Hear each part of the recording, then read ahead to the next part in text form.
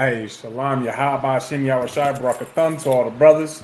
Shalom Yahweh Shamar Ilathab Hashem Yahushai. Shalom Yahweh Shamar Ilathab Hashem Yahushai to all the sisters. This is the ISUPK, started on 1 West 125th Street, Harlem, New York, under Commandment General Yohana. You understand? This is the Las Vegas Tuesday Brotherhood class. And as the title says, we're going to be going over how Brotherhood is a commandment. This is basically a continuation from last week's class. Just to wrap it up, we didn't finish all the scriptures that I had prepared. I still have quite a few left, so we're gonna get into that. You understand? And if we're able to finish that, I got another topic for us to go over as well. You understand? Before we get into it, just like we say in every class, you understand? Make sure that y'all do your part to like and share the video for yourselves. You understand? So that we get this word out to the four corners of the earth. All right. Because there could be somebody on your Facebook feed, your Twitter feed, your, social media feed, period. Right. A so-called Black, Hispanic, Native American man or woman that is trying to turn their lives around for the better. Well, quite frankly, the only way that a so-called Black, Hispanic, and First Nation man or woman are able to do that is if they start following the Most High God, which is, where the only place that you can actually do that is in the ISUPK under Commandment General Yohana. You understand? Just asking that y'all do your part while I'm doing mine to share this class, and then we'll get into it. All right. In the meantime, if there's anybody online that's got any questions, we encourage y'all to post the questions online. If I am able to answer it scripturally, I will to the best of my ability. If I am unable to answer your question, I will let you know that I'm unable to answer it for myself. Write your question down and take that question to a mightier man than myself. All right. In the ISUPK, we are not like the Christian church where we sit there and do that pastor shuffle and tell you about how we feel and, fill your ears up with words that just make you feel good and sound good and this, that, and the other. Right. That's not what we do here in the ISUPK. We deal with the truth and nothing but the truth. All right. We are not in this for any type of personal gain. You understand? Like how the Christian church is. All right. Hey, Shalom, Lord of Christ, Trooper Allah. It's good to see you, right? It's good to see you. It's tight. What's up?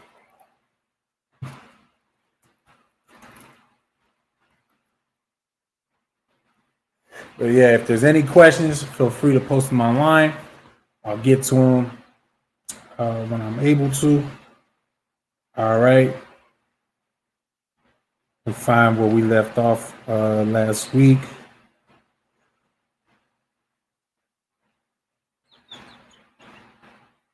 Let's see. I know we read that. I forgot to write it down because I'm a goof. Let's see here. Also give y'all some time to decide if y'all got a question or not. No, we read that. That. Let's go to John. Bear with me 1 second, y'all, Baba Kashai. And then we'll get into this.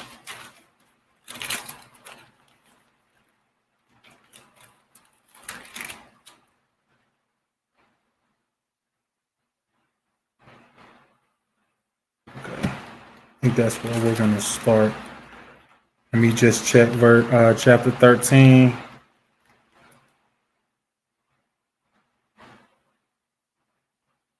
All right, you know what? This is where we'll start. We're going to start at the book of John, chapter 13, verse 34. All right. Book of John, chapter 13, verse 34. And remind you, this is written in red, which means that Yahweh Shah Mashiach, our King in the Hebrew, or Jesus Christ in the English, this is him himself speaking, which means that we need to shut the hell up and actually listen. All right. The book of John, chapter 13, verse 34. A new commandment I give unto you, that ye love one another. So first of all, Christ is letting you know, all right, look, this is the new commandment that you're getting from me, myself, all right? That ye love one another. That ye love one another, all right? As I have loved you, that ye also love one another. So now you need to think about the type of love that Yahweh Shah Mashiach in the Hebrew or Jesus Christ in the English, the type of love that he had for his people, okay? The Israelites at that time were sitting there, and you know what? And it's the same thing going on today, but so-called blacks, Hispanics, and First Nation men and women were, just brushing him off, taking advantage of his blessings, but wasn't really about following him, right? Still bash him. And mind you, in the end, what did they end up doing? They put him on the cross, right? They end up murdering Yahweh, an innocent man. Okay, that blood is basically that comes down on our hands, right? But he did that he did that sacrifice. He sacrificed himself for us. Now, why would he sacrifice himself? Because that's how much he loves his people. That's how much Yahweh Shah Mashiach is about so-called blacks, Hispanics, and First Nation men and women. You understand that he would sacrifice, he would spill his own blood for the sake of his own people, so that his own people will be able to once again be under the graces of the Most High God. You understand? Hey, Shalom, little Christ says it's good to see you. You understand? Yahweh Shah's love is that great and that vast for us. And so he's letting us know that, hey, this is the new commandment that I'm giving you, that you love each other the way that I loved you. So that also lets you know, man, be prepared. You need to have the type of brotherhood and the type of sisterhood to sacrifice your life for your brothers and sisters. It's that simple. All right. When you look at these generals, when you look at these captains, when you look at these officers that are in the ISUPK, they're doing exactly that. Now, you might be thinking, okay, how is it that they're actually sacrificing their lives? Now, mind you, not all of us have actually spilled blood just yet for one another, for our brothers and sisters and whatnot. But we damn near right there on it, because yes, they do, when we're on those street corners, they do try to attack us. You understand? Our lives are on the line when we go out there and do our camp speakings on the weekends, right? But also, you got to think, we're giving up our time, giving up our lives, like what y'all say in the world, YOLO, live your best life. Do you, right? We don't do that. A priest and prophet of the Lord doesn't do that, because we got more important things to do, such as bring our brothers and sisters that are lost in the world out of the world into the truth, so that we can start serving the Most High God again like we were supposed to.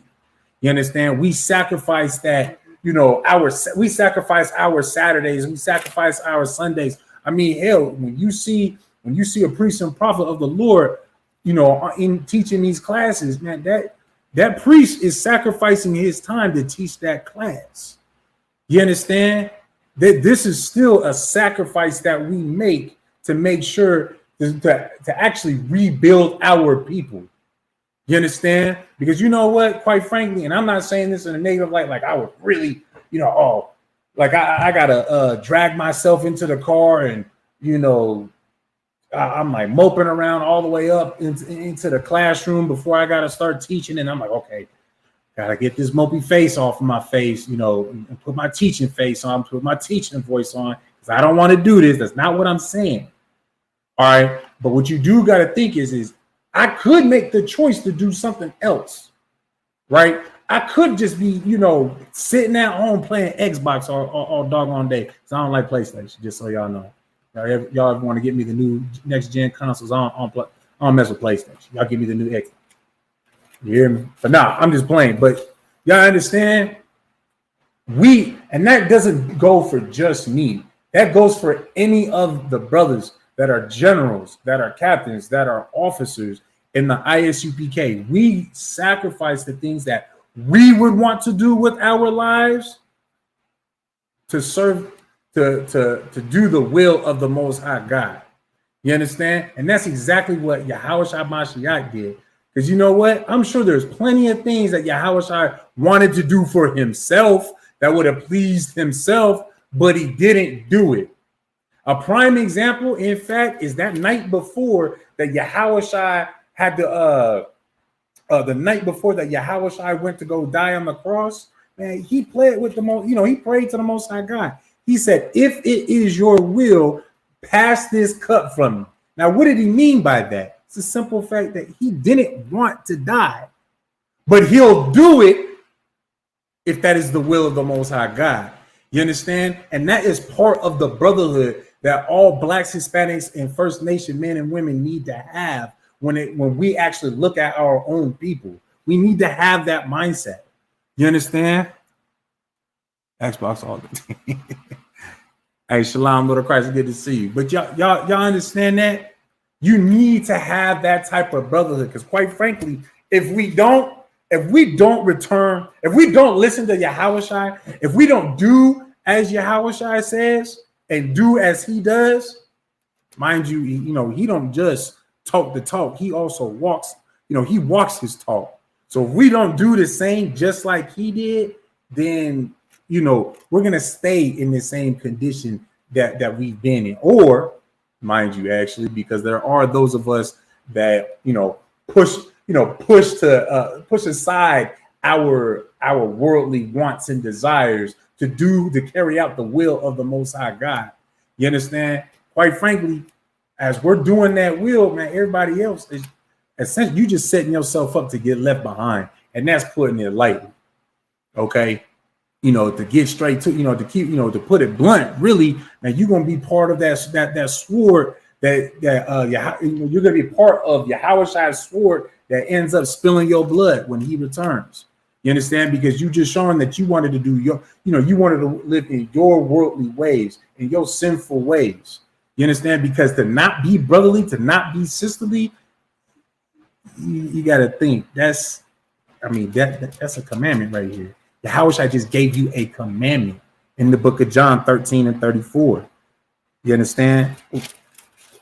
You understand? A new commandment I give unto you, that ye love one another. Now I'm gonna show y'all something real. I'm gonna explain something to y'all. A little crazy, right? Y'all may not know this, right?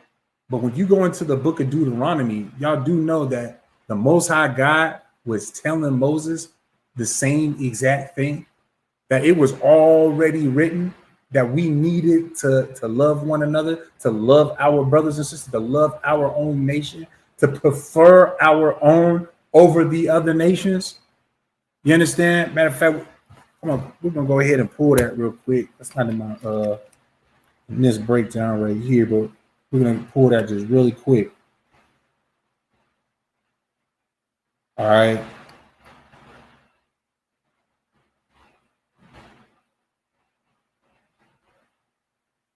Let's see. I know it's in the book of Deuteronomy, and that's where we're gonna go. I just need the exact chapter and verse.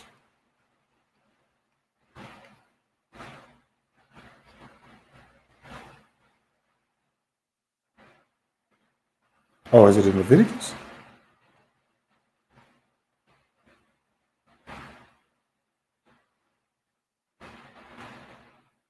Leviticus 19 and 18. Let's see. If anybody posted anything in the comments. No. All right. Leviticus 19. Oh, 19. Right. So the book of Leviticus, now this is the Levitical law, right? The law that was given to Moses. And this is what Moses was commanded to write down by the Most High God. The book of Leviticus, chapter 19. And we're going to start at, we'll start at 17. We'll start at 17. The book of Leviticus, chapter 19, verse 17. All right. Thou shalt not hate thy brother in thine heart. Thou shalt in any wise rebuke thy brother and not suffer sin upon him. Now, mind you, it said that thou shalt not hate thy brother in thine heart. So what are you supposed to do? Well, let's see what Yahushua said. That ye love one another. Now, he took it up a notch. Yahushua took it up a notch because he was actually, Yahushua was here to show you the example of the type of love that you're even supposed to have in the first place, which is why he follows with, as I have loved you, that ye also love one another. You understand? Now, one thing to take from the old, what you read in the Torah, the things that you read that Moses had written down, that is the letter of the law, right? It's basically a reference for you to be able to go, okay, well, you know what? See right here in our documents, in our history, and our culture, this says I can do this. This says I cannot do this. This says this is how we're supposed to go about this. In other words, this is our Constitution. This is a Black, Hispanic, First Nation man and woman's manual on how we are to deal with our own and to deal with the other nations. You understand? So from the time of Moses up until Yahushua, it's been the same thing. You understand? So in the Levitical law, that is the letter of the law. That is your reference point. But Yahushua came on the scene to show you how you're actually supposed to act out the law. You understand? Or in other words, the spirit of the law. You understand? So we're able to look at Yahushua. We're able to look at Yahushua Mashiach's spirit. You know what? This is how he went about it. This is how he went about dealing with his brothers and sisters, or it's like our brothers and sisters. You understand? Our brothers and sisters that did this, that had this type of trespass, the counsel that he gave on this kind of matter and that matter. You understand? He showed us how we're supposed to go about it. And quite frankly, it is not how we've been, how Blacks, Hispanics, and First Nation men and women have been dealing with each other for the last several hundreds of years. You understand? It is not. And hell, even at the time that Yahushua was here on the scene with the Sadducees and the Pharisees, the same, we weren't dealing with each other the way that we were supposed to. You understand? Them Sadducees and Pharisees, if you wasn't giving them the money that they wanted to be getting from you, that should kind of send up some, little red flags for y'all to think about, who's doing that today. And then Sadducees and Pharisees, man, they was quick to throw, to go ahead and stone you because the letter of the law said to kill you. The letter of the law said, you know what, because you did this, we are to stone, you are to get stoned for this. Now, sure, the law is the law. But the way that the Sadducees and the Pharisees were so quick to get to that, could you honestly say that the Sadducees and the Pharisees that they actually loved their brother, that they didn't have hate in their heart towards their brother, like it says in the Levitical law? That mind you, that's what they're referencing from in the first place, is what we read right here in the book of Leviticus, chapter 19. Verse 17, thou shalt not hate thy brother in thine heart. You know what they actually loved was that brother giving them money. That was the only thing that they loved. And that should send up, that right there should make you think, you know what? We're seeing that right now. We're seeing that in the Catholic churches. We're seeing that in the Christian churches.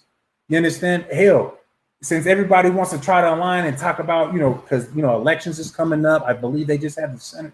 Elections for the Senate and not the Senate, the governors and whatnot, governors and mayors, man, they're sitting there trying to tell us that we need to go vote, partake in that voting. But I mean, why should I partake in just, picking my new oppressor, the new person who's just going to show me the same type of hatred? Sure, some of them might show me love, but there's a requirement for that, for me to even receive that love as an individual. You understand? Because I could go up to them, give them $1 million. Okay, here's a fund your campaign. He'll get, fight for he'll fight for what I want him to do if I'm the highest bidder on that topic, on that subject. But other than that, I mean, what is me giving him my money, my vote, my support? What is that going to do for the rest of the so-called Blacks, Hispanics, and First Nation men and women? The only thing it does is benefit just me, because I'm filling up his pocket. Same thing that the Sadducees and the Pharisees were doing. And that's also what Yahushua was trying to basically remove out of our minds. Remove that part of Christianity out of our minds. You understand? Because, I mean, hell, we're not going to pull it. But a perfect precept to go along with what we were actually talking about is, and just to paraphrase it, is for the love of money is the root of all evil. You understand? Those that are putting the money over the love of for their brother and sister, that, they wicked for that. You understand? I pray that y'all do. All right, we're going to read that again from the top. A new commandment I give unto you, that ye love one another as I have loved you, that ye also love one another. So you know what? You prepared to make sacrifices, man. You prepared to help that brother when he is in need. You ready to help that sister when she is in need. That is brotherhood. That is what Yahushua commanded us to do. Because when you are in the time where you need help, how are you gonna act? I mean, I wish somebody would help me. I wish I would be able to have somebody to lean on. So like, I wish I had somebody that I could go to for help. You understand? And that's another reason why in the ISUPK we stand on everything that we say. You understand that, for one, we are not affiliated with any other group. Christian, Catholic, fake Israelites. ISUPK is its own entity. It is by itself. You understand? Biggest reason is nobody can even compare and size up to us in the first doggone place. You understand? But secondly, nobody, and and actually the reason why nobody can size up to us is because nobody has real brotherhood and sisterhood like the ISUPK does. You understand? Where we don't have to sit there and cry and seek far and wide to find a brother or a sister that will assist us. Man, it's a simple phone call. If you even have to do that, you might be able to just shoot a text. Hey, Salakia, sir. Woo. I got blase blah going on. Can the brother get some help? Man, damn near within the hour, whatever the situation is, and depending what is required to get it done, man, within that, a very reasonable time frame, now you got the funds to pay your power bill. You got the funds to pay, to go get your baby something to eat, because you know what? At the end of the day, we all understand in the ISUPK as a Black, Hispanic, First Nation man and woman that we are still in oppression. You understand? And a lot of us, we got to sit here and decide, man, do I go get some food, or do I keep my babies from freezing in the house or getting baked in the house because it's so doggone hot out here in Las Vegas? So I got to pay my power bill or go get something to eat. You understand? You don't have to make that decision necessarily in the ISUPK. Go ahead, pay that power bill. Hit up your respective camp leader. Hey, Salakia, sir. I need some funds to feed my baby. I need some baby formula. I need to go get some formula. I need to go get this. You understand? And you will get that help. And ain't nobody gonna sit there and be like, man, this brother is a burden. Every doggone week, it's always something that he needs. You know why? Because if you was in that situation, you would want that help your doggone self. You understand? And Christ said to love one another as thyself. So you don't want to receive no type of flack. You don't want to receive no type of, to feel like you actually a burden when quite frankly, chances are, the brothers that is helping out anyways, like they straight. They got it. That's why they're so quick to help you anyways. You understand? PlayStation sir. I mean, hey, you the highest ranking man, so I can't argue with you on video. But y'all understand? Either way, you're gonna receive that help because in the ISUPK, we all love the brothers and the sisters around us in this school, those that are on one accord with the Most High and Yahweh Shai Mashiach, and we love each other like we love ourselves. You understand? There's been numerous times where I had to ask for help, and hell, the biggest issue out of that was the issue I brought forward. You understand? That being putting it off to the side too much because my sorry ass at the time had a little bit too much pride. You understand what I'm saying? Had a little bit too much pride. And you know what? A lot of us have that doggone issue. And that in itself is unbrotherly. You understand? For you to not even ask for help is unbrotherly. All right? All right, so like we're gonna move on from that though. But that's a very heavy scripture. That is something that all so-called Blacks, Hispanics, and First Nation men and women need to understand. They really need to understand that scripture in particular. You understand? Because, like I just said, I'm a so-called black man. I'm a so-called Negro from the tribe of Judah, right? I have that pride. Ain't nobody no. In my opinion, I feel like there's no other tribe out of the 12 tribes. Nobody's as prideful as Judah. You understand? I think we the most prideful ones out of all 12.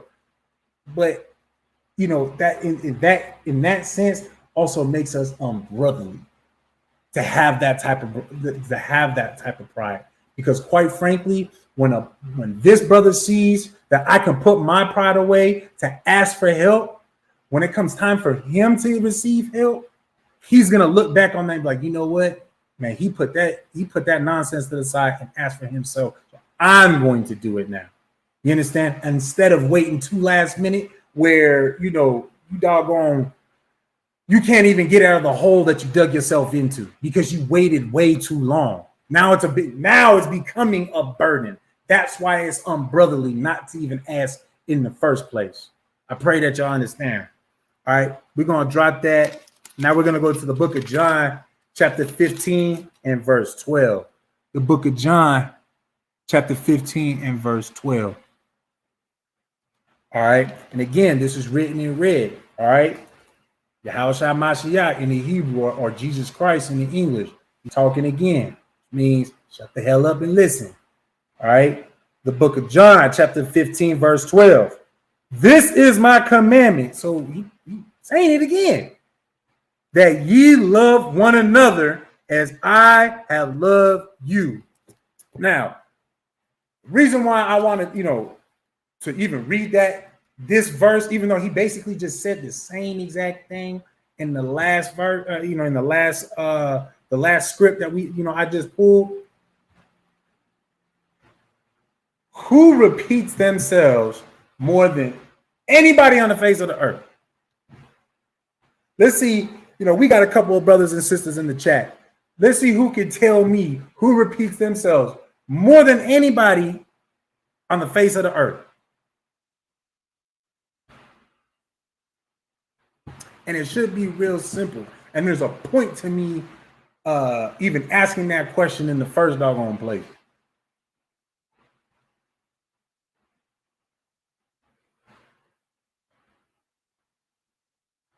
Give y'all a few seconds, see if anybody wants to. Okay, Khan, sis, it's Israel, but Give me a worldly response. Give me the worldly answer.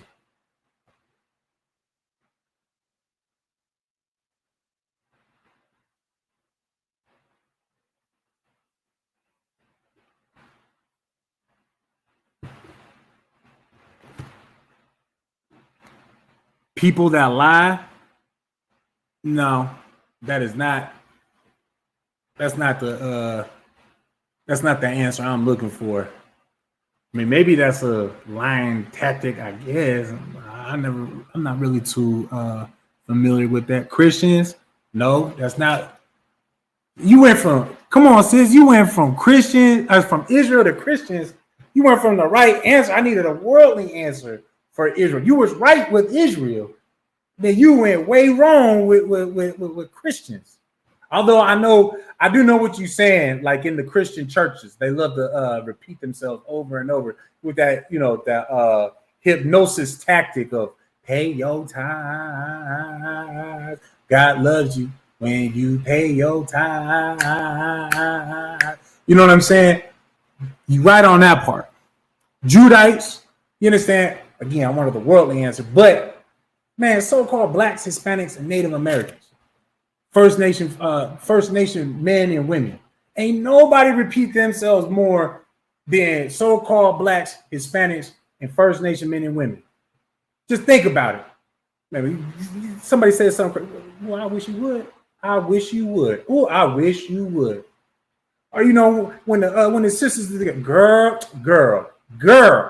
man, you gotta repeat damn near everything you say. I mean, I do it with my babies just to make sure that they understand. And then after I already said it umpteen million times, I say, do you understand? Do you understand what I just said? You understand what I'm saying? My point to even bringing that out in the first place is because this Bible does that from cover to cover, where it repeats itself time and time again. And quite frankly, who just repeated themselves? Yahushua Mashiach in the Hebrew, or Jesus Christ in the English. You understand? He just repeated what he just said 2 chapters ago. He said it all over again, right? Which is, my point is it's a key identifier. We might blow some Christians' minds with this one. That Christ ain't that stringy hair, feminine looking ass, white, blonde. I keep saying blonde. Blue-eyed, just girly looking ass man that they be hanging up in them Christian churches. Man, Yahushua Mashiach is a nigga like me and you. He is a so-called black man like me and you. You understand? And quite frankly, if you ever hear anybody in the ISUPK say black man or woman and just leave it at that, black still we use black as a umbrella term for all 12 tribes of Israel. So it's just a shortcut to saying blacks, Hispanics, First Nation men and women. You understand? Just so that y'all know that moving forward. All right. But that's it again. Yahushua sitting here repeating himself for one, to get the message across, to make sure you understand what the hell he's saying, what his message is, what his mission is to get his goofy ass people to love themselves, or to love, for one, for us to love ourselves, but also for us to love our brothers and sisters as we love ourselves. And then he also raised the bar by saying, man, y'all need to love each other like I loved you. Be prepared to make that sacrifice, that type of love. You understand? Which, I mean, like I said, ain't nobody repeat themselves more than so-called blacks, Hispanics, the First Nation men and women. Lets you know that Christ himself is a black man. All right? If you don't believe me, you go ahead and jump to Revelations on your own time. Go to the book of Revelation, chapter 1, 13 through 15. That gives you a undoubtedly accurate description of what Christ is. Mind you, the book is Revelation. What is a revelation? When you reveal something is being uncovered.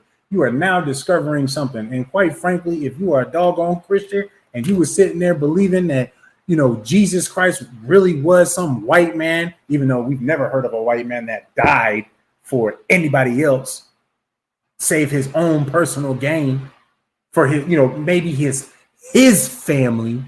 You understand what he believed in? Ain't no white man gonna die for no nigga. Ain't no white man gonna die for no wetback. Ain't no white man gonna die for no doggone savage.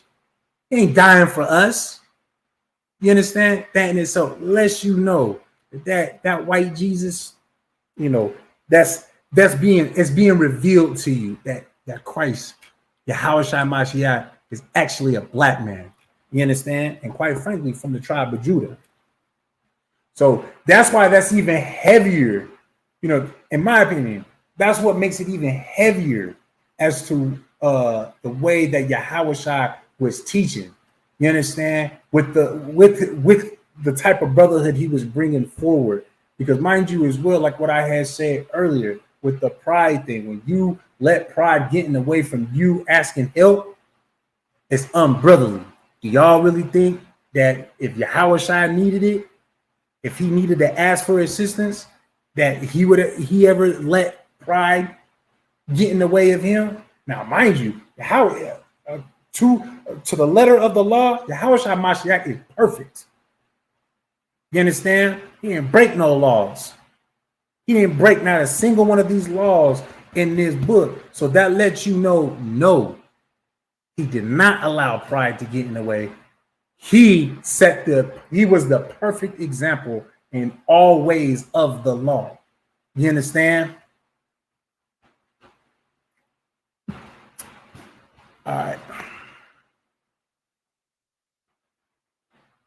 All right, so now we're going to drop that one. We're going to go to the book of Psalms, chapter 55, chapter 55, and verse 20.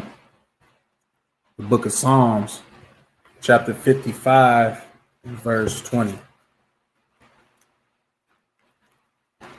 And again, if at any time, if anybody has any questions online, feel free to post them. We'll get that answer for you. All right. Book of Psalms, chapter 50, verse 20. All right. This is the book of Psalms, chapter 50, verse 20. He hath put forth his hands against such as be at peace with him. He hath broken his covenant. The words of his mouth were smoother than butter. Wait, am I at the right one? Let me just make sure. Okay. The words of his mouth were smoother than butter, but war was in his heart. His words were softer than oil, yet were they drawn swords. Now, because this is the topic of the main topic is of brotherhood, you understand? What this is speaking about in particular, who online can tell me who this is referring to? Who in particular this is referring to? He hath put forth his hands against such as be at peace with him. He hath broken his covenant. Verse 21. The words of his mouth were smoother than butter, but war was in his heart. His words were softer than oil, yet were they drawn swords. You understand? Think about that second verse we read. And then also, the topic for today being brotherhood is a commandment. Who would this verse be talking about in particular today?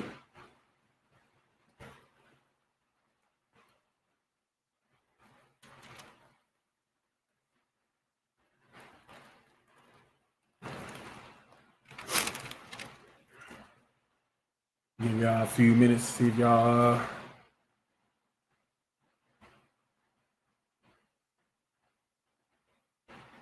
anybody's got it. The oppressor? No.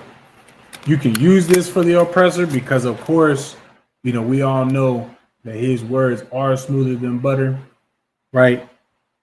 That war is always in his heart, right? But for the topic of today, though, You understand? Because this is one of those verses that can apply to multiple things. So how you say manifold, right?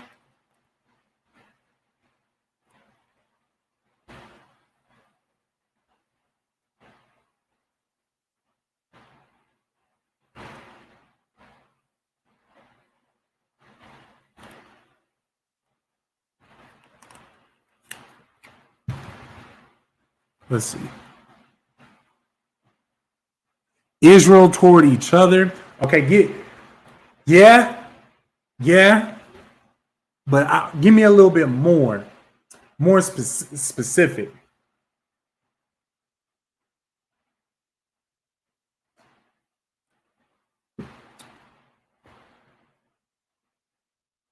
Who's of our people, right, sis? Like what you said, of our people, whose words are the smooth like butter, but yet war was in his heart. Words softer than oil, yet were drawn swords. What is that war? What is those swords? Let me see. Thank you. There you go. Get that sister a hand. I'll take Christian pastors, like the sister said, but in general, man, black leaders, our black leaders, but pastors, Christian pastors is, I mean, they just running rapid, man. Especially since there's so doggone many of them, and they have such a vast amount of our people underneath them, right? He had put forth his hands against, so he putting forth his hands. He's putting forth his works against such as be at peace with him.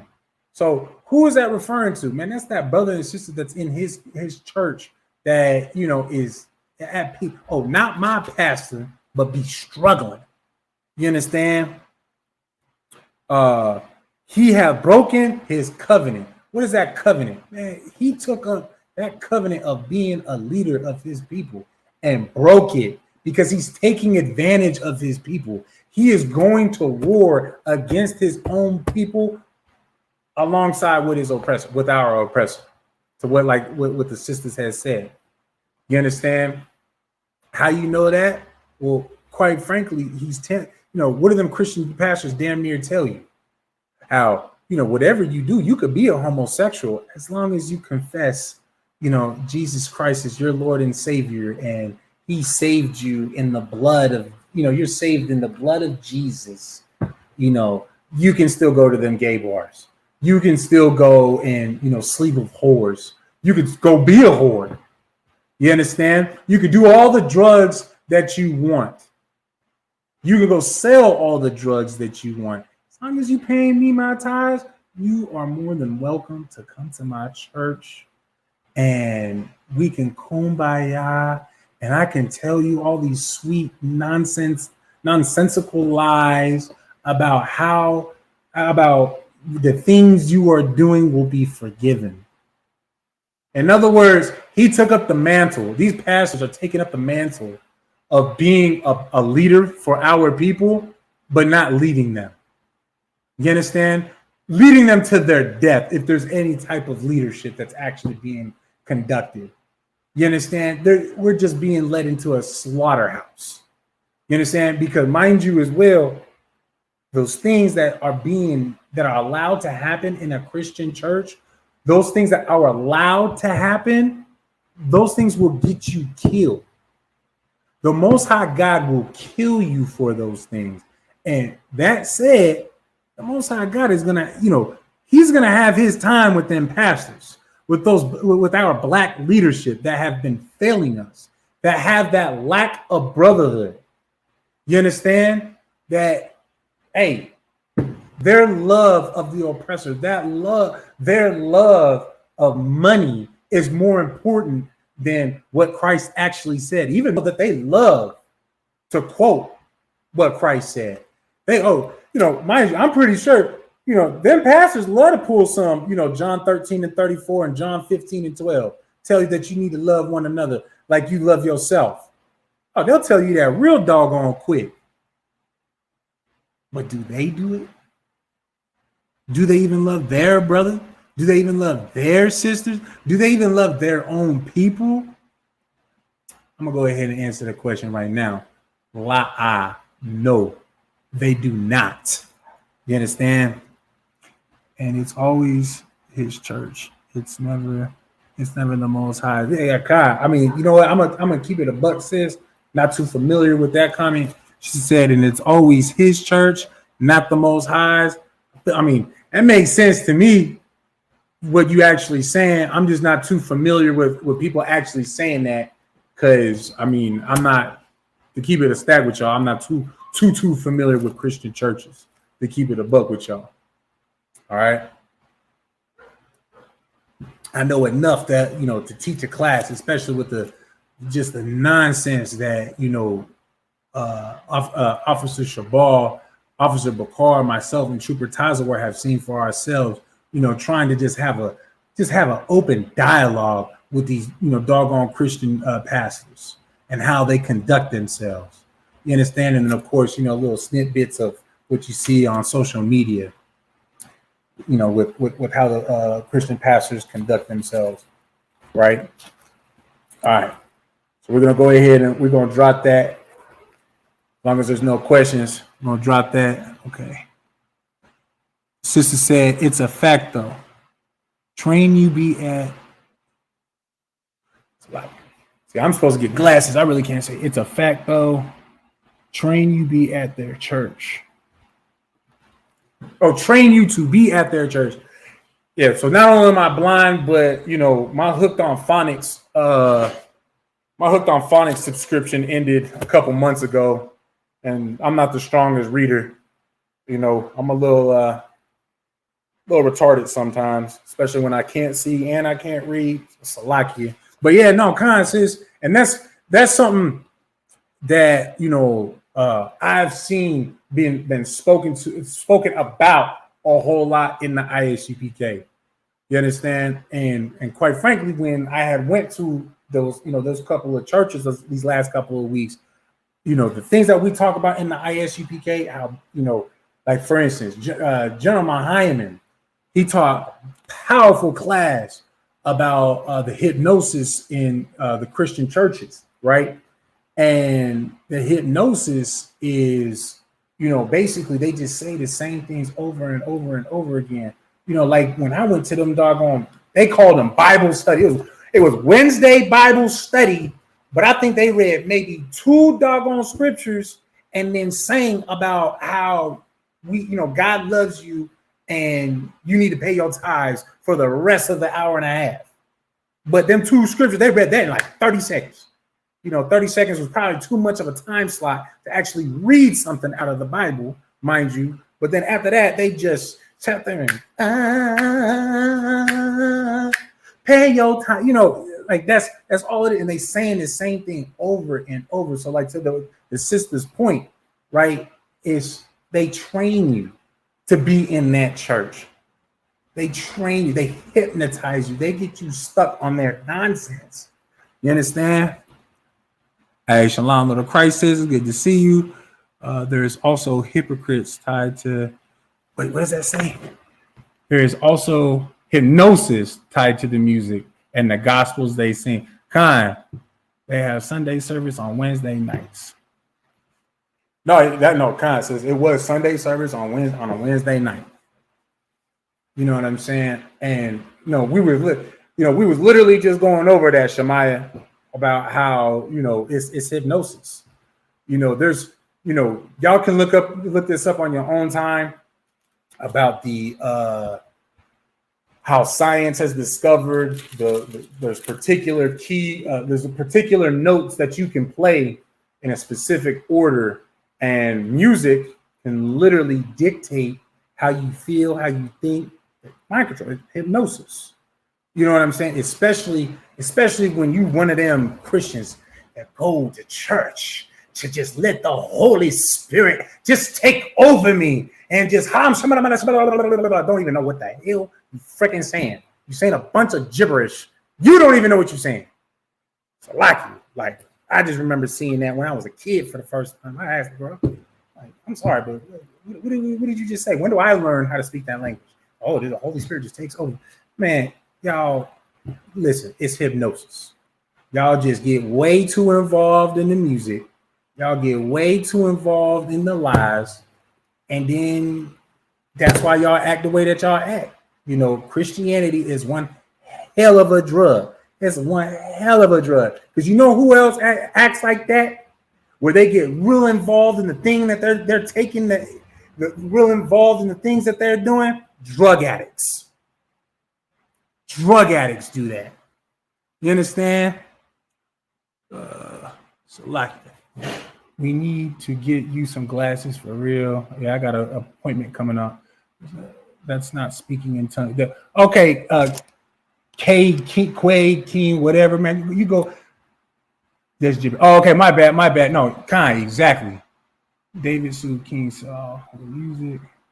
I remember my first and last time experience at Christian church. Those people were possessed, man. No, exactly. Sensibilization. No, Khan. No, exactly. But all right, so like, don't want to get too sidetracked. We still do got I still got a class that I did want to teach y'all. You know, I don't want to be too much like the, you know, not even too much. I don't want to be like the Christian church at all. You understand? I actually want y'all to be able to tune into these classes so that y'all can learn something. All right. King Q. All right, Salakia, I didn't mean to, you know, if I offended you, you know, forgive me. Salakia, you know, like I said earlier, man, I'm illiterate as hell. I need some glasses. You know, the screen, you know, the comments is slick a little small anyways, but, you know, forgive me if I did offend you. King Q, I got it. All right. So, like I said, I don't want to be like the Christian church, man. Y'all come into these classes, into the ISUPK classes. You come into these ideas. You come into these classes to actually learn something from the priests and prophets of the Most High God. You understand? So let's go to the book of 1 Corinthians, chapter 13 and verse 2. All right. The book of 1 Corinthians, chapter 13, verse 2. And though I have the gift of prophecy and understand all mysteries and all knowledge, and though I have all faith so that I can remove mountains and have not charity, I am nothing. Now, y'all understand what was just said right there? Y'all understand what was just said right there? Even though I may have all this knowledge, even though I might have, you know, I might know all the mysteries of this Bible. You know, quite frankly, you know, the mystery of 9/11, the mystery of, you know, who murdered JFK, the mystery of all these stupid conspiracies, whether or not the Illuminati is real, and, you know, just all that other just nonsense. It don't mean shit. You understand? Excuse my language, but it doesn't mean a doggone thing. All right. This is, although I have the gift of prophecy. Okay. So what do you think that prophecy is about? Being able to understand this, you know, being able to prophesy what is to come. And what is that? What does that gift come from? And the Most High God even opening up giving it to you in the first place, giving you that understanding on how to read and even where to learn. You understand how to understand this Bible. You understand? Because that's how we even know how to prophesy today in the first place. It's because it is written. You understand? And then you get better at it as well. The more that you understand the Bible, the more that you start to understand the world that we live in. Like I know Captain Kotazai, he brings this up quite a few, you know, from time to time about how he remembers there was one time that Captain Marquardt had prophesied about how, you know, the food stamps were about to take a major hit, this, that, and the other. And a few days later, and the food stamps took a big ass budget cut. You know what I'm saying? Who else did something like that? I know Captain Mashak had something very similar to that as well. But the point is, oh hell, Salaki. I mean, Commander General Yohana, man, Salaki. Commander General Yohana basically gave us a play-by-play years ago when I first started coming into the truth. You know, I started signing in July 3rd of 2016. You understand? And he was giving us a play-by-play of what was going to transpire with Africa, with Russia, with China, the whole shebang, and was giving us a play-by-play on why the pieces were going to move that way. He literally prophesied those things. You understand? He's got Manager Hannah got that gift of prophecy. You understand? And understand all mysteries. Again, there's the only mysteries that even matter. It's the mysteries of the Bible. You understand? And all knowledge. And though I have all faith, so that I can remove mountains. So you got everything that, hey, basically you got all the equipment. You got all the blessings. You got, you just got all the equipment that you need to be, a mighty man in this truth, a mighty man on this earth, something great and powerful. Something that, your name will be talked about all throughout the earth, especially and particularly in the ISUPK, all throughout the midst of your people. Your name is in people's ears. You understand? Because of how powerful of a brother you could be, right? Because of all that you have. But then he says, and have not charity, I am nothing. So you have all those things, but you ain't got charity. And because you missing charity, man, you ain't shit. You ain't got nothing. You are nothing. You understand? Now, why is that so important? Who can tell me why that is so important with, coincided with what today's class is, what today's subject is? Let's see if y'all been paying attention.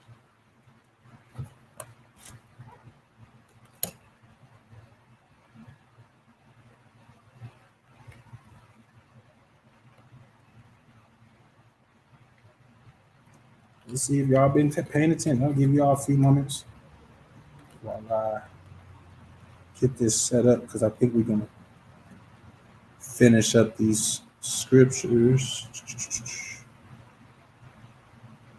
Oh, you know what? That's where we're going next. Okay. Cool.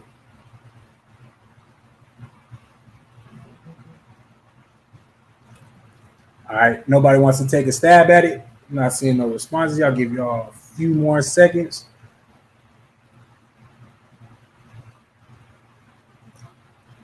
What is the significance of the fact that he said that you have all these gifts, you have all of these things, but yet you don't have charity, and so therefore you are nothing? What is the significance of that?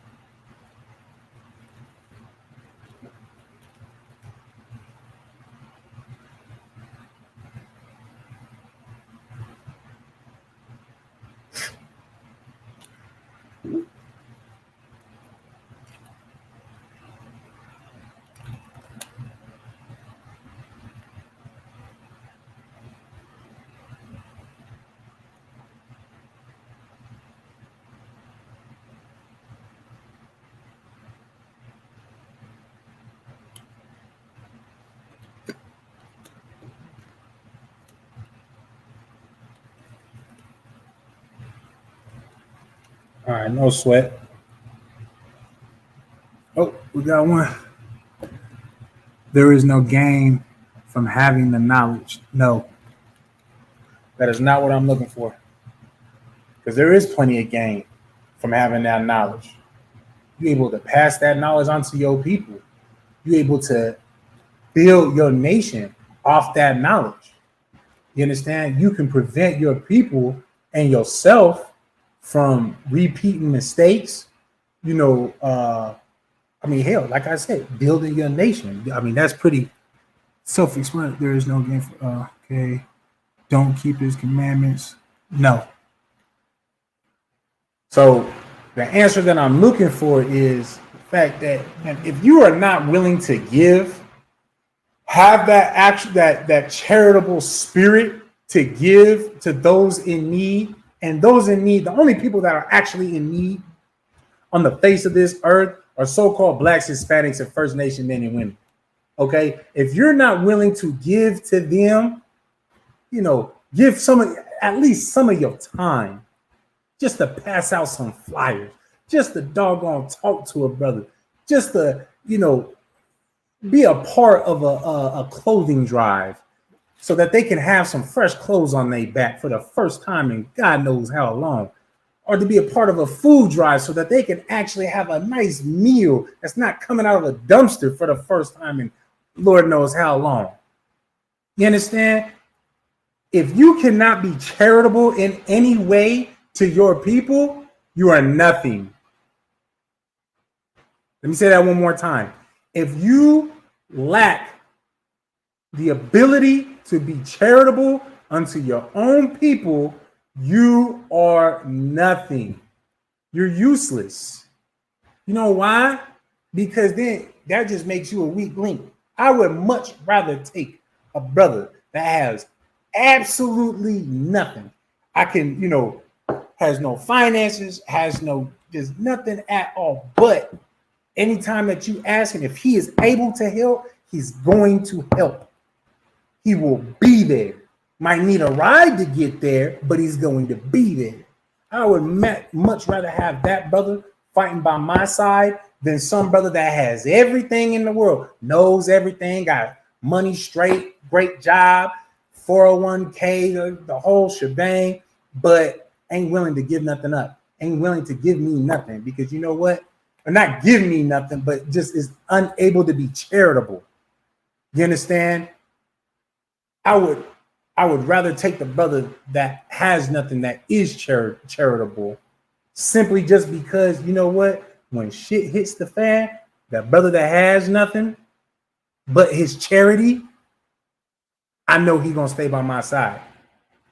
That other brother that has no charity, man, what's going to be in his mind is, oh man, if I get too far caught up in this, I'm going to lose my stuff.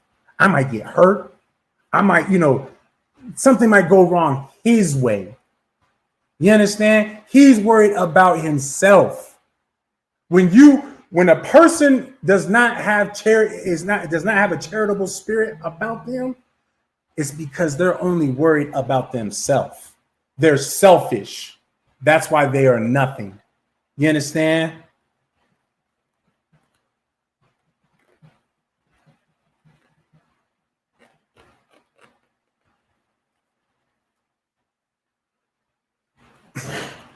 Real talk. Hey, Shalom, Lord of Christ, Officer Not Designed. It's good to see you, sir. But y'all understand, and quite frankly, you know what? Hell, Officer Not Designed, man, he was part of my graduating class for Hebrew Academy. He knows what it is. He knows what time it is. You don't want to be by somebody that is not willing to give you the shirt off their back, who is not prepared to sacrifice any part of their life, whether it's whether they got to give up a dry, just some dry clothes to you that they was prepared to wear tomorrow, but since you cold and wet, they're going to give it to you. If a brother ain't prepared to do that, to have that type of brotherhood, and in my opinion, that's something small. That's something that is something small in my opinion. You understand? Because there's a whole grander list of things that, we need to be doing as far as the act of brotherhood. You understand? But something like that is small. And if you're not able to, be prepared to give your brother some clothes that you're able to give him so that he's not cold and wet no more, man, you useless. You ain't, like we all say, and you ain't shit. And that's really meaning it. That's not out of no type of pettiness. That's, real is real. You understand? Because who are you to stand by me when shit hits the fan for you? I'm supposed to give you my clean clothes, my dry clothes. Well, you wouldn't even do it for me. Now, I still might do it. I'll still give you them clothes, but I'll know when the time comes, and when shit hits the fan, not even think twice about you.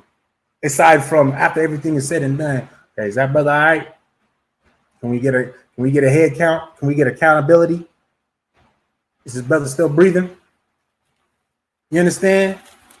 I pray that you do, because quite frankly, who actually is something, who means something, it's them brothers that is ready to lay their life on the line for their people, to lay their life on the line for that brother that is to the left and to their right.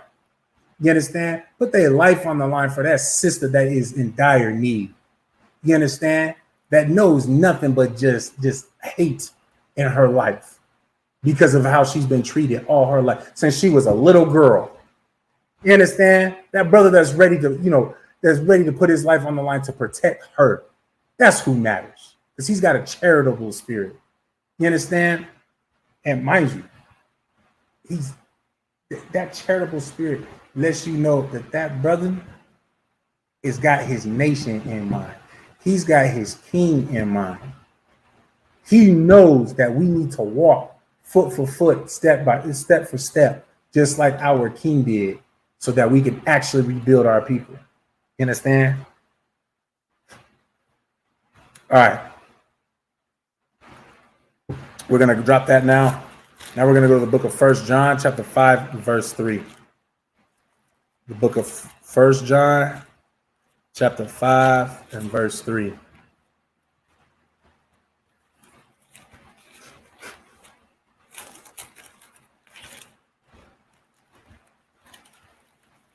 Yeah, if I can find it, so lucky.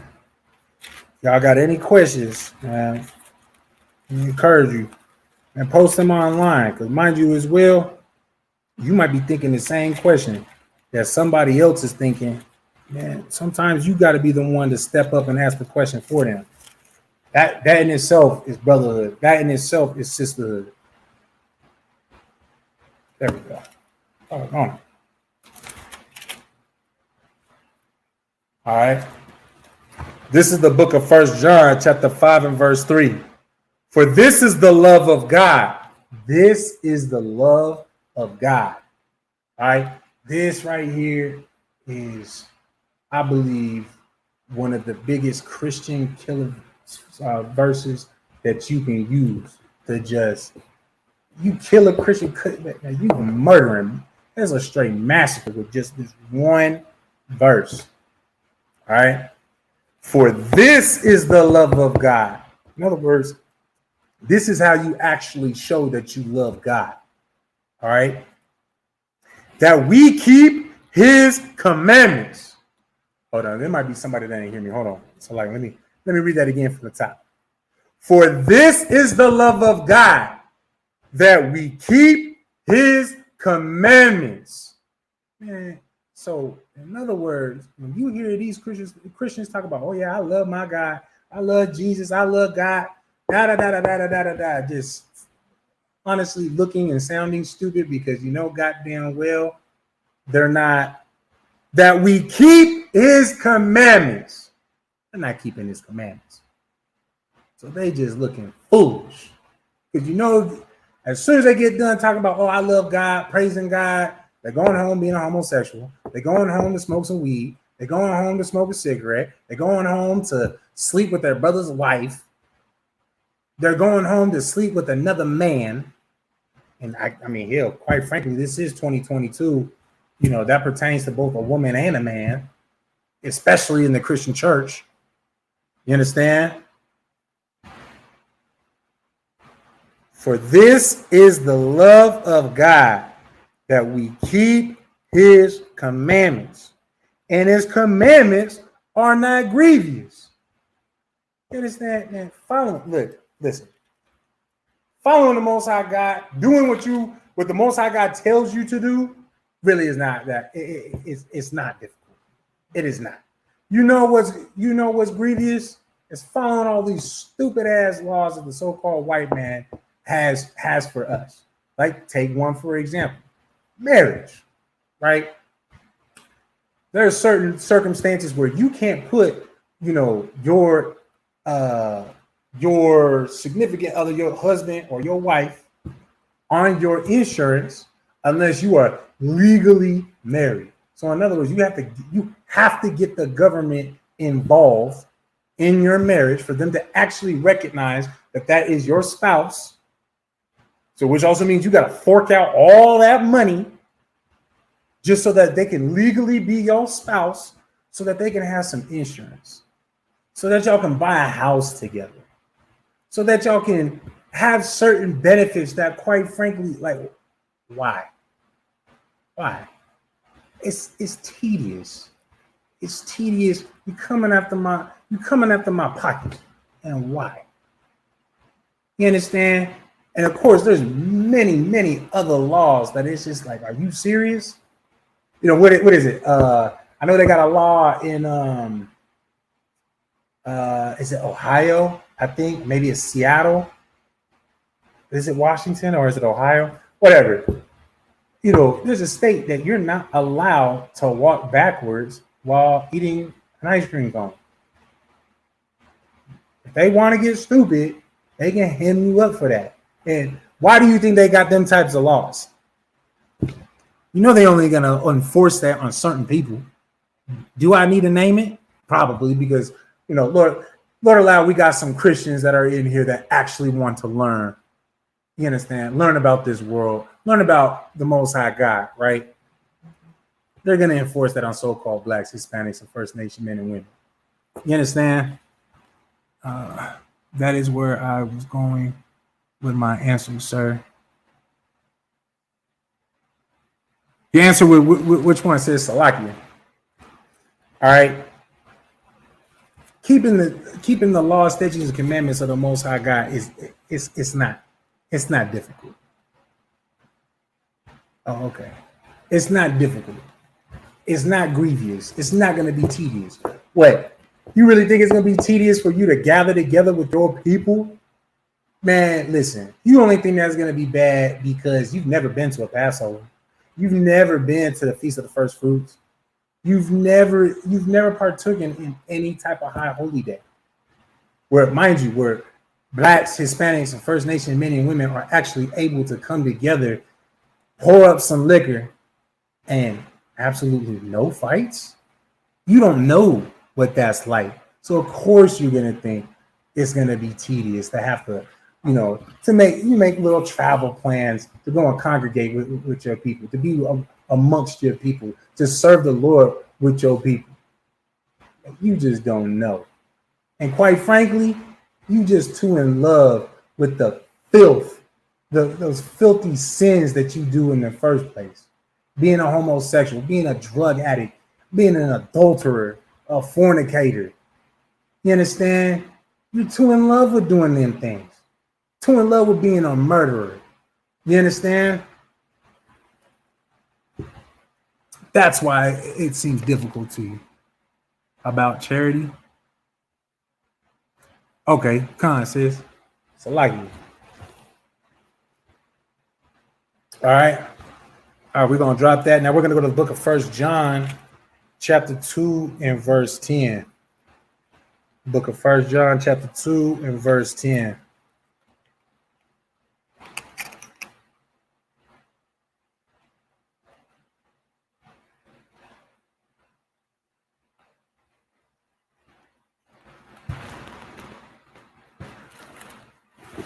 All right. Oh, man.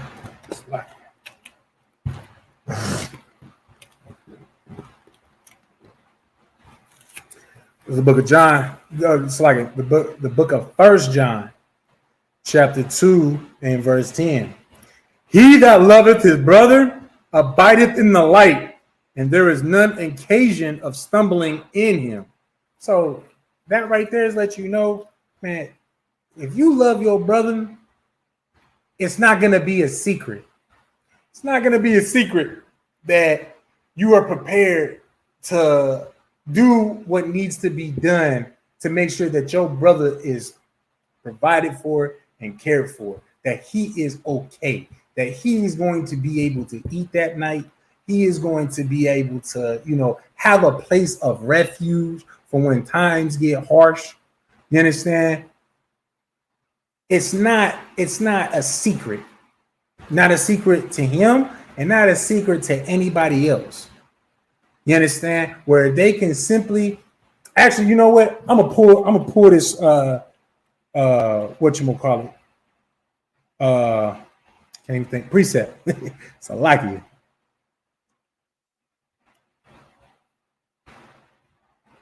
We'll pull this precept real quick for you. Oh,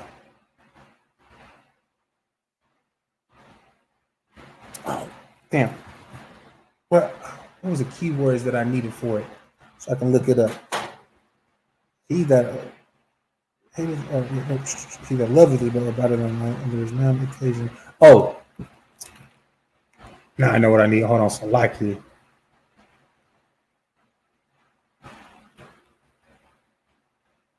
John 13 and 35. Is that it? Let's see. John 13 and 35. All right. So this is the book of John, chapter 13, verse 35. This is I think this is a perfect precept for what we just read in 1 John 2 and 10. All right. This is John chapter 13, verse 35. This is Yahushua reading again, or speaking again. All right. By this shall all men know that ye are my disciples, if ye have love one to another. All right. People are going to know that you are actually a follower of Yahushua Mashiach in the Hebrew, or Jesus Christ in the English, if you simply just have love for your brother. And it's something that can be seen. So again, it's not something you do in secret. Or frankly, if you're doing it in secret, like somebody, listen, you're doing something wrong. All right. I have a question on topic. What can and cannot be done on the Sabbath? All right. What's that brother name? George Sanders. I don't know if you're a brother actually, but George Sanders. Let me just finish this part right here, and then I'm gonna answer your question. All right. So again, it's not something that you do in secret. Everybody's going to actually know that. Matter of fact, let me take that back. People are starting to realize that the ISUPK is the truth because we actually have brotherhood. We actually love our people. We actually love one another. You understand? People don't look at us and just look at us like, oh, damn, I'm just looking at you and I can see from what, all right, Slaggy. They don't just listen to the things that we say and go down. You know what? They do got that solid brotherhood. The ones who really know are the ones that see us, who see how we move amongst one another. You understand? Those are the ones that really know that, man, like ISUPK really do got that brotherhood. Nobody else has it. What you think you're going to find that at IUIC when they blatantly say in their camp, you can't even call it camp, in their Christian gatherings on the street corners right before they get beat up by a Christian that, hey, if you got a warrant, I'm turning you in. You know what? You know what's crazy? Jesus Christ had a goddamn warrant. Yahushua Mashiach had a goddamn warrant. You turn him in? Of course you would. Of course you would. You understand? Like flying our ISUPK banner. No shame. No, exactly. No shame. We got no shame in the fact that, you know what? Hey, these brothers to my left and to my right, I'm prepared to die for them. I'm prepared to lay down my life. And whatever that they need that I'm able to provide, I will be there. You understand? I will be there. I always, I myself always try to make that a point that, if a brother is in need of my help, so like you. If a brother or a sister is in need of my help, my assistance, if I'm able to give it, I will be there. You understand?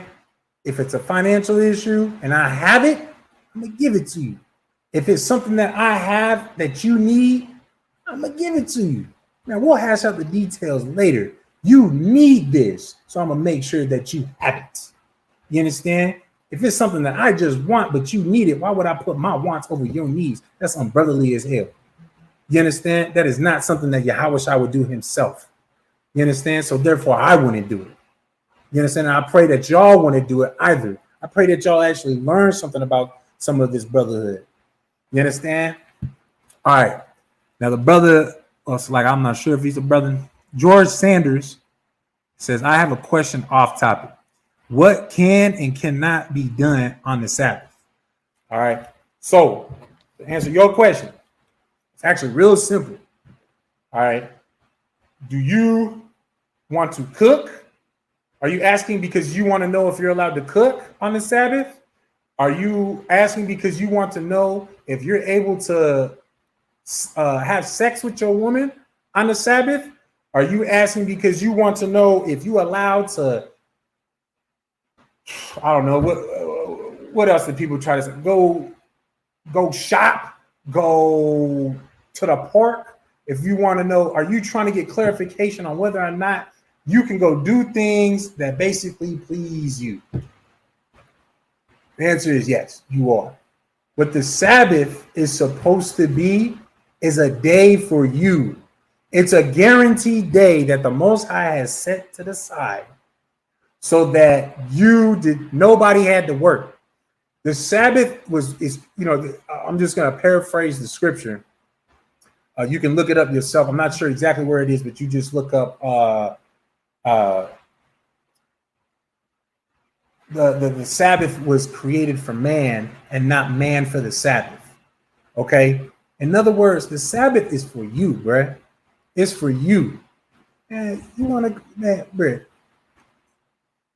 Do your thing with your rib if you're afraid of it. No, go tear that ass. It's like, go tear fire. It's like, go tear fire. That's what y'all want to do. Go tear fire on your girl.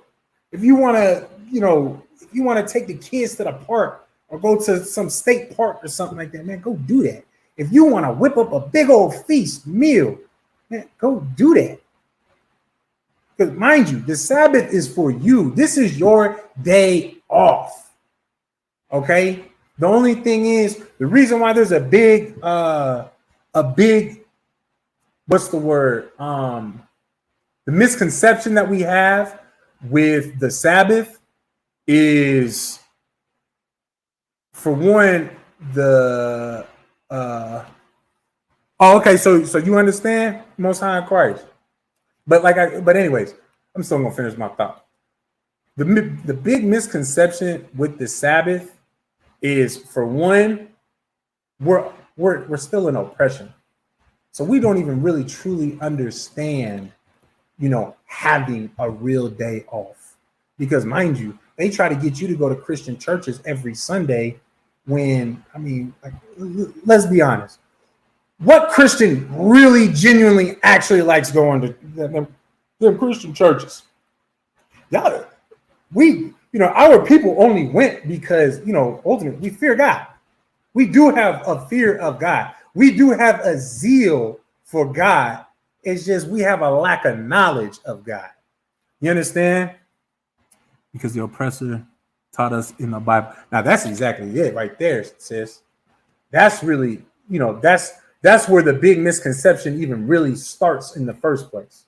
Because our oppressor taught us our Bible. Oh, that's crazy. Hey, if y'all know anybody that does Bible repairs, man, y'all let me know. Message me on that messenger thing on Facebook. Harak Yahweh. I would like to get this. This is my first Bible I ever had, especially in the truth. Damn thing is seen some miles. But anyways, man, it's seen miles. It's seen countries, states. It's been all over the place. I like it. But like what the sister said, our oppressor is telling us. Mind you, Sunday. You can look at the calendar. You look at your calendar. The first day of the week is Sunday on all your calendars. They're basically showing you, putting it in your face to let you know, hey, Saturday is the 7th day. But yet y'all still go to Sunday worship thinking that Sunday is the Sabbath, thinking that Sunday is the 7th day. That don't even make no doggone sense. Makes no, absolutely no sense. Okay. And then, of course, again, going right back to the fact that we are in oppression. So we don't know what it's like to have a genuine day off. God damn it, they won't even give you one. That's why you can get called into work on your Saturday, on your Sunday. They can still call you into work, and you better get your ass in there, or else they're gonna fire you when it makes no sense. Because I believe when I signed this little contract and whatnot to take this job, it did not say that I am guaranteed only, 6 days to work. I guess that's part of my problem why I be in and out of jobs my damn self, because I'll be telling them, I ain't doing this. It's me.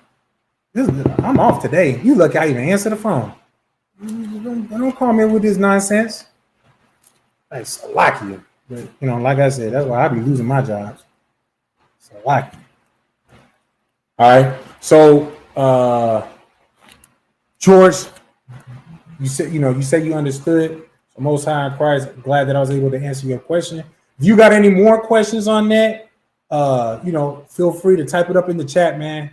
Whether it's on that or anything in general, and that goes for everybody in the class.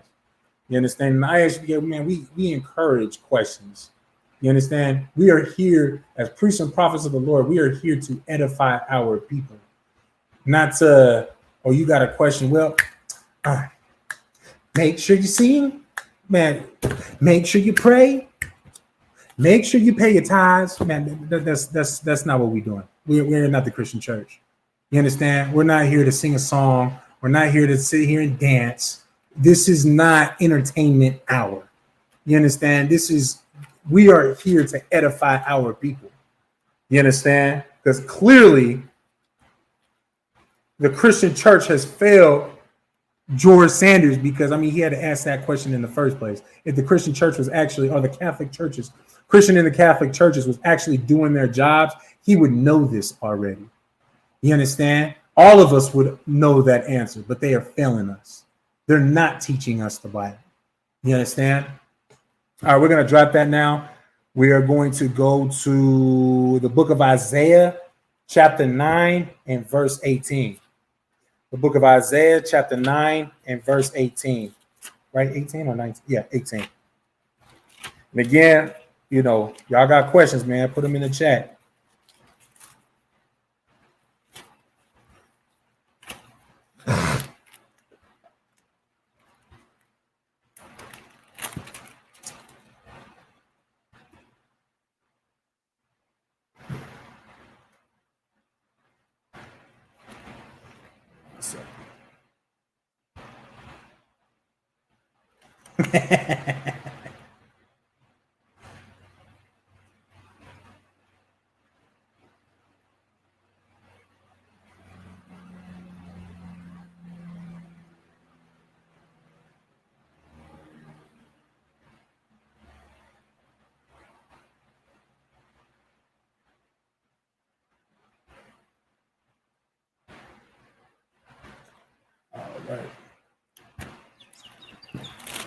All right.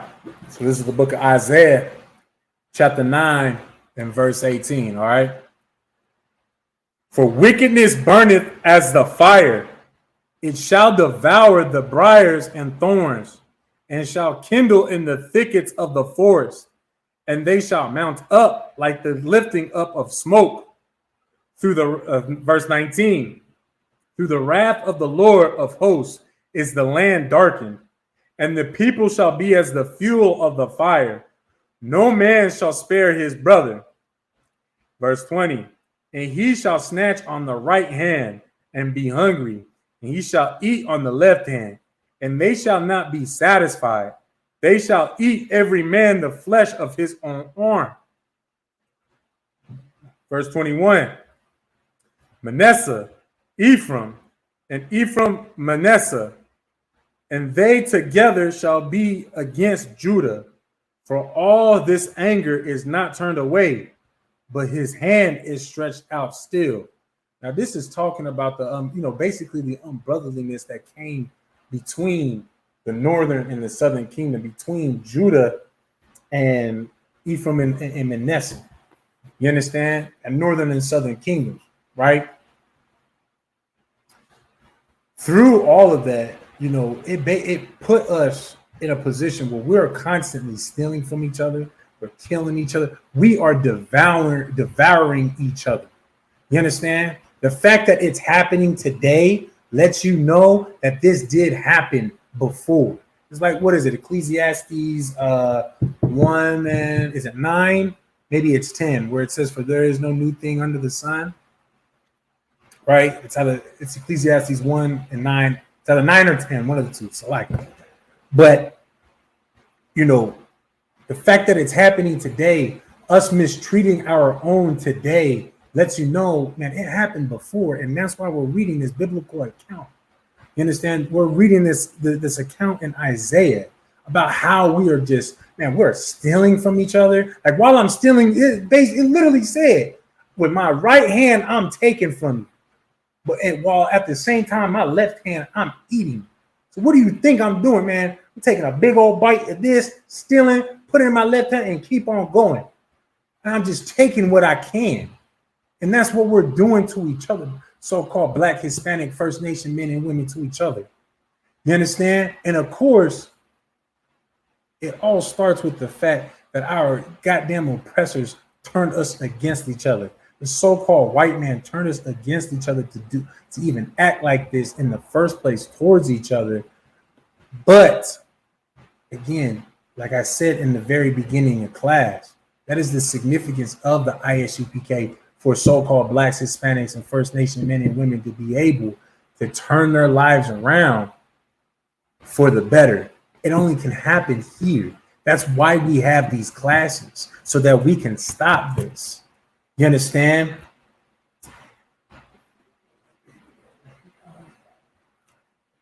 You understand what I'm saying? So that we can stop, destroying our own people, devouring our own people, stealing from our own people, just simply destroying our own people. You understand? That the ISUPK under commanding General Yohana, that is our sole mission, is to stop us from hating our own so that we can start loving our own and building our own. To not just build a community. That's too small.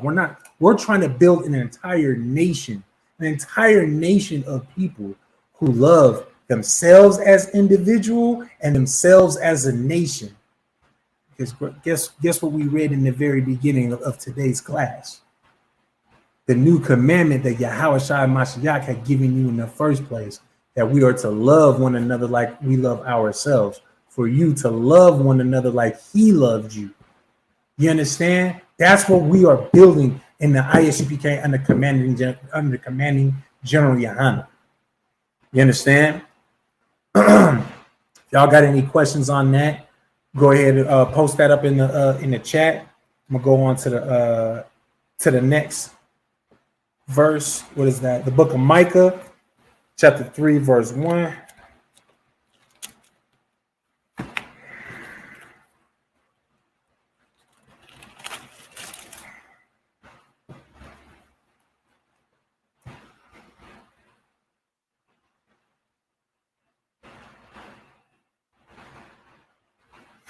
All right. It's a 3 or 1.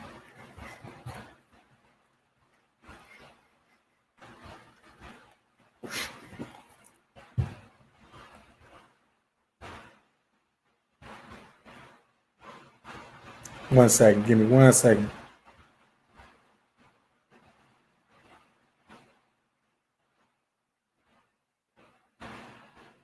So I want to see. You know what? We might just end up just reading that whole chapter. It's not too long of a chapter. We'll just kind of break that down. All right. Oh no, that's the problem. I'm in the wrong doggone book. Salakia, y'all. Salakia. I was a Jonah. All right, here we go. I was wondering why that didn't make sense.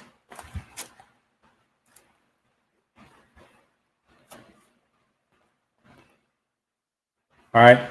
This is the book of Micah, chapter 3, verse 1.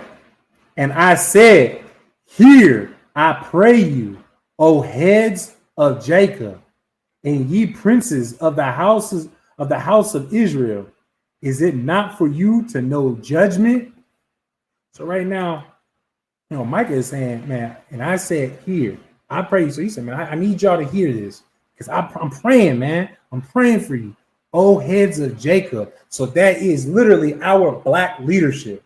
You understand? The sons of Jacob, the sons of Israel, Jacob, same. You understand? They, that is our black leadership. All right. And ye princes of the house of Israel, is it not for you to know judgment? So our leadership is supposed to know judgment. Judgment meaning when something goes wrong, there's supposed to be a judgment. It's basically the consequence. You understand? Our leadership is supposed to know the consequences of whatever actions, good or bad. You understand? Because judgment is what happens according to your deed. You understand? Verse 2, who hate the good and love the evil. Who's that sounding like? All over again. Man, we talking about the Christian and the Catholic pastors and priests and bishops and whatever the hell else. Who pluck off their skin from off them and their flesh from off their bones. Basically, now see, here you would go to get an understanding of what we just read right there with the flesh, with where he say who pluck off their skin from them and their flesh from their bones.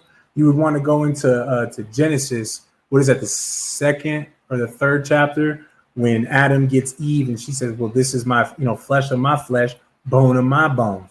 But these people are basically, it's like calling damn, what's that brother name? Samuel L. Jackson played, what's his character's name in Django? Samuel L. Jackson played him. But that's a perfect example where, this is a brother looking at Django, these the same people, but he real quick to sell out his own as if he ain't a nigga him damn self. You understand? He's loyal to the wrong side, which that in itself is evil. It's like it. Which that in itself is evil. How do you know that is? I mean, hell, look at what we just read at the top of this verse. Who hate the good and love the evil.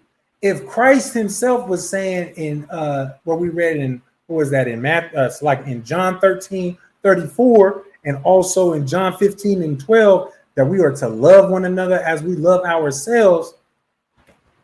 Anything opposite of that is evil, because anything opposite of that is unbrotherly. It's unsisterly. You understand? And how do you know that it's unbrotherly? How do you know it's unsisterly? God damn it, we went over it in the book of Leviticus, chapter 19, verse 17. We're not supposed to hate our brother. We're not supposed to hate our sister in no means. You understand? But yeah, that flesh of my flesh, bone of my bone. Basically, use that to help explain what was just said in that last part. You understand? Because the leaders are hating their own. They're so in love with evil that they hate their own. Like, take for example, all of the churches that we went to, right? We talked to the black pastors, but they weren't like the main pastor of the church, right? Of each of those churches. The main pastor of those churches was a so-called white man, right? I guess you would call it a sub pastor or, masses minions. I don't know what you would call it, but it sure as hell fits the bill. But anyways, they were brothers. Okay. When we tried to talk to them, they literally sounded like old boy off of Django. No, Massa ain't playing that. Massa ain't going for that. Massa ain't gonna want that. You understand? Massa don't want you to come up in his and talk the truths in his house. You hear? You understand? They didn't want that. Because now, mind you, junior pastor minion man, whatever the hell you want to call him, whom of which is a brother, like I said, he already knew. All right. He already knew what we were about, but also he wanted to protect the interests of his master because of the fact that he ripped off his skin, ripped off that flesh, you understand, to be like him. He's trying to be like his master, you understand, because he puts his master over us. He puts our oppressor over us, over his own. You understand? Well, hell, we couldn't even go to him and basically bring this scripture to him. He really didn't want to hear. Neither of them wanted to hear us out at all. It was too much truth. Oh no, there's too much medicine. It's too bitter. That's what he acted like. All right, let's read on. Verse 3: who also eat the flesh of my people and flay their skin from off of them, and they break their bones and chop them in pieces, as for the pot and as flesh within the cauldron. You understand? These pastors are chopping up their own people. You understand? They're chopping us up and just, setting us up to be devoured. You understand? To be devoured in all manners. You understand? Financially, I mean, that's the biggest thing. You understand? I mean, you can literally look at it and how somebody can sit there and pay all those tithes, be so invested in this church, they're investing, paying all those tithes, and as week goes by, months go by, years go by, you see them losing weight. Of course, because America is so damn disgusting, they think, oh, good for you, you lose some weight. But then they get to a point where they look like they got a whole ass tapeworm in them. But that's just because they're being stolen from. You understand? That black pastor is against him. That black pastor is against her. You understand? 1 second. Okay, now y'all got to think what happens after that. If our leadership is turning their faces away from those that they are leading, from those that are following them, what do you think naturally what the people, what are the people going to do themselves? They're going to follow after their leadership and turn against their own. You understand? This lets you know in itself altogether that there is no brotherhood in Christianity. There is no brother in Catholicism. There is no brotherhood anywhere else on the face of the earth except for in the ISUPK under Commandment General Yohanan.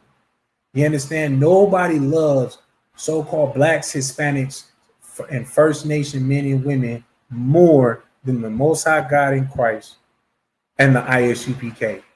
You understand? Nobody else is going to look out for our own except for our own. And quite frankly, the only ones that even consider their own, well, you know where we're at. We're in the ISUPK. You understand? With that, I'm going to close it out. You understand? Make sure that y'all tune in on our Facebook, ISUPK Las Vegas. Make sure you hit the the thumbs up on the page so you can like and follow our page. Also go on to our YouTube, ISUPK Nevada. Make sure you hit that subscribe button and the little bell sign so that y'all don't miss any notifications, any classes that we come across. And we do all sorts of things like between podcasts, interviews, of course, as y'all see, classes. You understand? So you just don't miss any of the news or the information that we have to put out. You understand? So with that, class dismissed.